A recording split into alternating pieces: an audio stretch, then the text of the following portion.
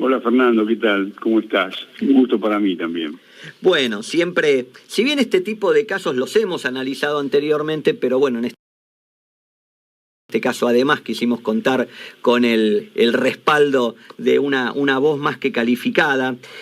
Primero, y tal vez por ser uno de los temas que veíamos que se discutía y antes de entrar al hecho en sí, si te parece repasar un poco los conceptos de lo que es la culpa y también la culpa grave, ¿no? Bueno, digamos en principio que la culpa se manifiesta a través de tres facetas, digamos.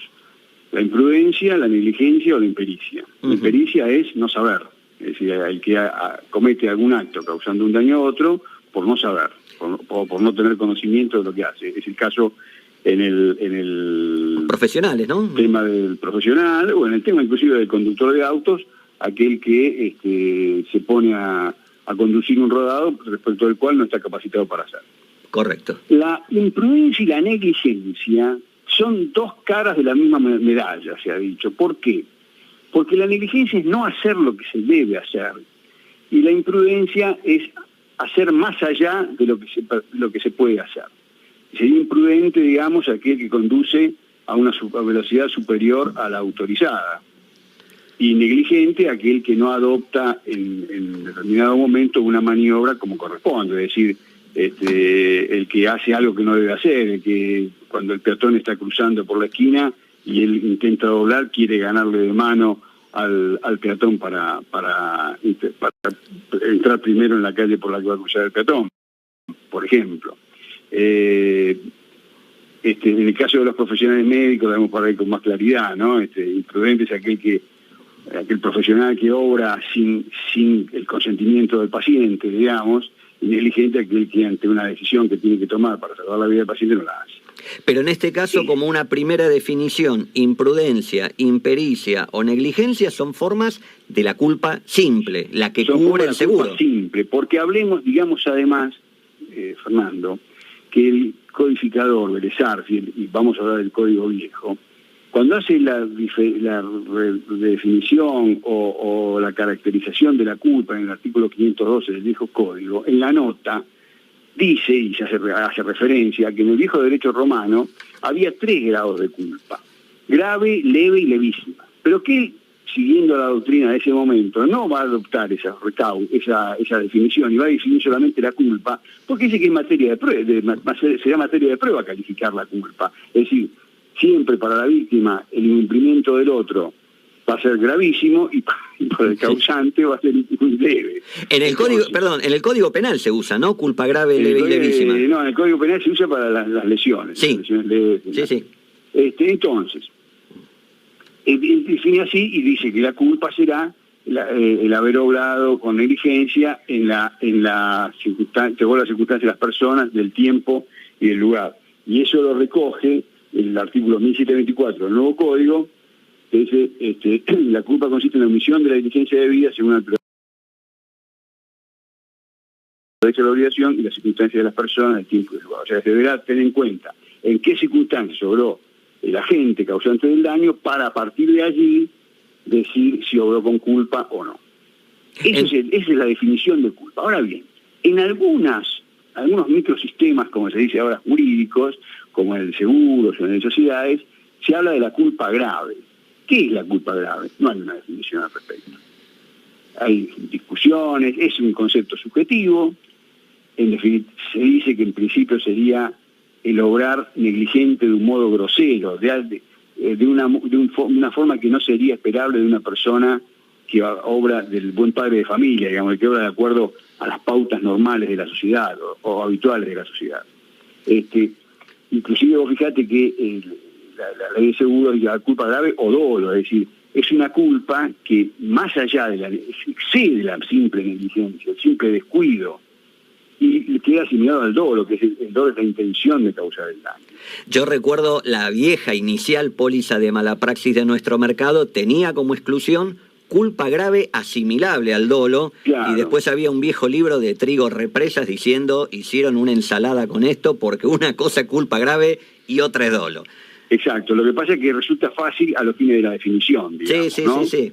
Porque decir, bueno, ahí no, el tipo obró de una forma excesivamente culposa. Te vuelvo un segundito a lo anterior para que quede claro en definitiva. Una cosa es culpa simple, es la que cubre el seguro, y la que expresamente la ley de seguros excluye en el 70, es la culpa grave. Pero impericia, imprudencia o negligencia, por más dura que suene la palabra, es lo que cubre el seguro. No hay exclusión seguro, sí. ni de impericia, ni de negligencia, ni de imprudencia. Si no, no tenemos cobertura de culpa. Si no, no había cobertura, es decir, claro, porque en algunos fallos se ha dicho que si no solo se cubriría el caso fortuito, ¿no es cierto? Claro. Y vos fíjate que en los seguros de responsabilidad civil, sobre todo, inclusive en los casos que están tipificados en las pólizas como de culpa grave, en la póliza de autos, por ejemplo, muchas veces, en muchos casos la jurisprudencia ha dicho que debe haber cobertura, porque si no se cubre esa negligencia grave o manifiesta del asegurado, del conductor, ¿qué es lo que se cubre? Entonces es un concepto que se ve muy con pinzas, el de la culpa grave. Ahora, yendo a este caso concreto, donde vos has tenido casos, yo también he recopilado algunos, donde una persona, no en una situación como plantea el código de un deber de humanidad, como sería colisioné a un peatón y me bajo rápidamente del auto para atenderlo. Bueno, acá lo que se ve en el video es que sale de la imagen, esto ocurrió en Tucumán, en la salida de un garage, insisto, y lo deja, y se lo llevan. Ahí hay claramente culpa grave. Y hay antecedentes jurisprudenciales. Sí, hay antecedentes jurisprudenciales. Se ha discutido, por ejemplo, en el caso de la culpa grave de la persona, y hay divergencia de la jurisprudencia, de la persona que deja el coche en marcha y baja a abrir el portón del garaje de su casa. Sí, señor. ¿No? Entonces ahí, bueno, hay algunos jueces han entendido que esa es una práctica habitual. Algunos otros han dicho que no, que en definitiva tendría que ser porque en algún momento el coche queda fuera de su custodia. Hay que también tener en cuenta el lugar, no es lo mismo dejar hacer esa maniobra en un lugar donde hay una custodia policial, supongamos, ¿no? O hacerlo de noche en un lugar, en una zona peligrosa, en un lugar así de Buenos Aires.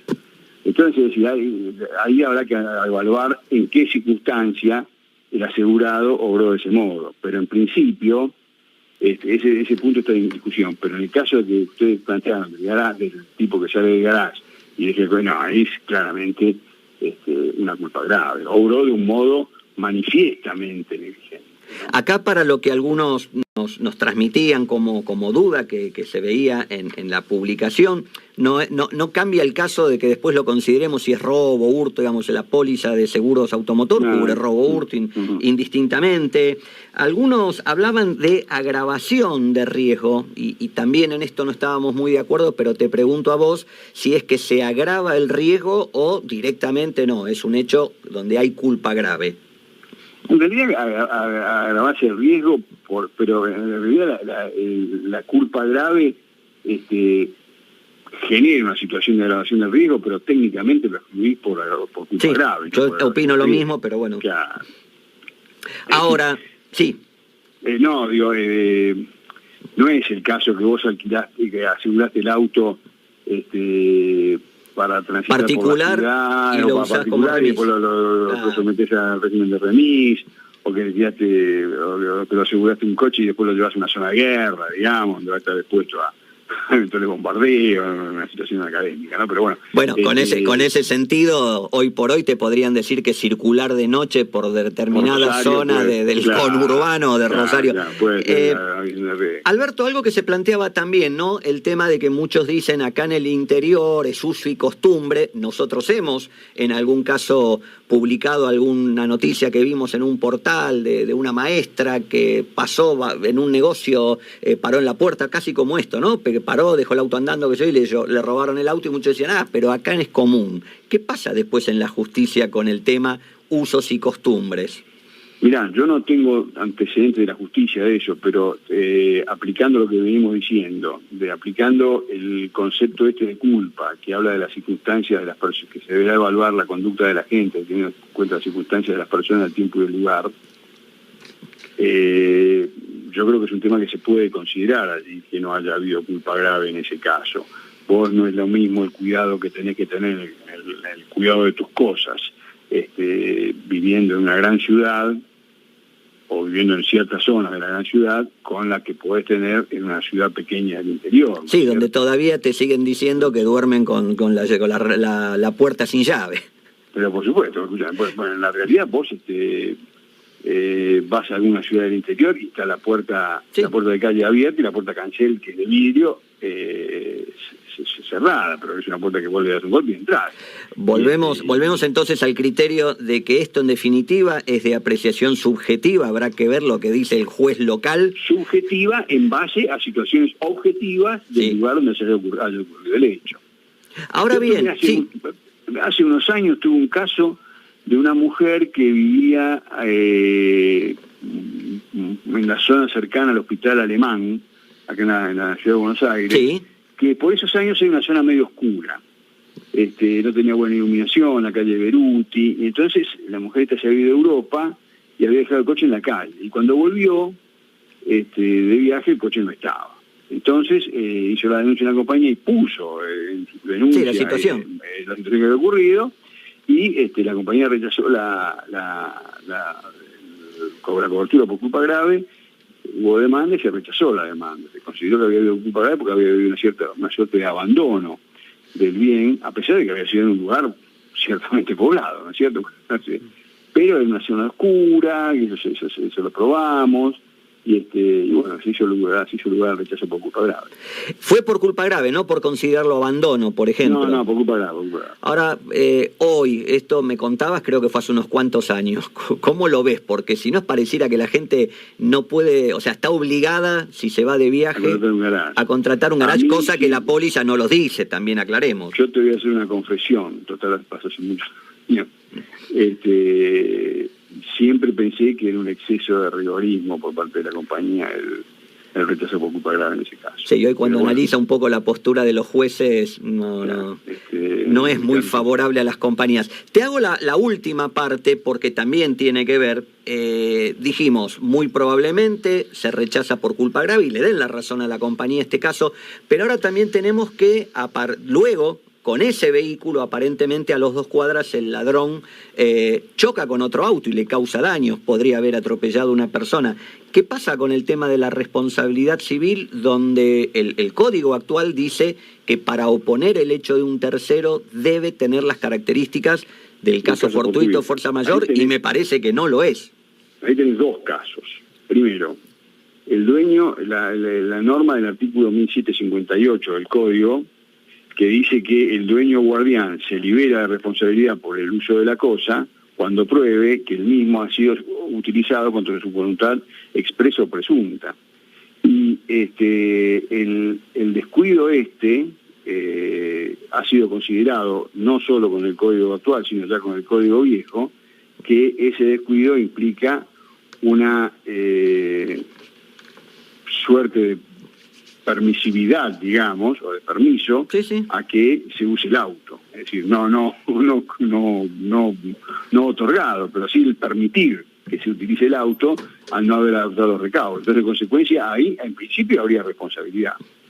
La liberación, a partir del hecho de un tercero, porque no se debe responder, vos bien lo decís también. El código habla ahora, es decir, el código ha reforzado, es decir, ha aumentado los recaudos para que proceda la liberación por el hecho del tercero por quien no se debe responder. Dice que tiene que tener las consecuencias a las características del hecho fortuito, del caso fortuito. Es decir, el hecho imprevisible o inevitable, y que aún previsto no haya podido ser evitado. En consecuencia, yo entiendo que en ese caso este señor tendrá responsabilidad.